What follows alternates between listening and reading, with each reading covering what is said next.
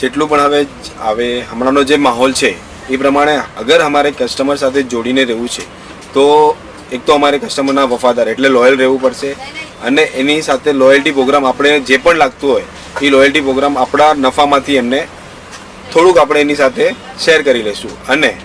જેટલી આપણે કસ્ટમરને સર્વિસ આપશું તો આ ઈ કોમર્સ ઓનલાઈન એ લોકોનું કોઈનું આપણને ટેન્શન રહેવાનું નથી, આપણું બિઝનેસ બેસ્ટ રહેશે. લોયલ્ટી પ્રોગ્રામનું એક મતલબ એવું છે કે આપણે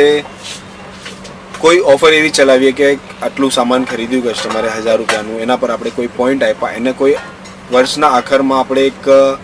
કોઈ આર્ટિકલ ગિફ્ટ આપ્યું તો એ કસ્ટમર આપણી સાથે જોડેલું રહેશે કે આપણે કસ્ટમરને લાગે આ દુકાનથી મને આટલું સામાન લીધા પછી પણ મને કંઈક ને કંઈક ઓફર્સના રેટ છતાં પણ મને કંઈક ગિફ્ટ મળે છે.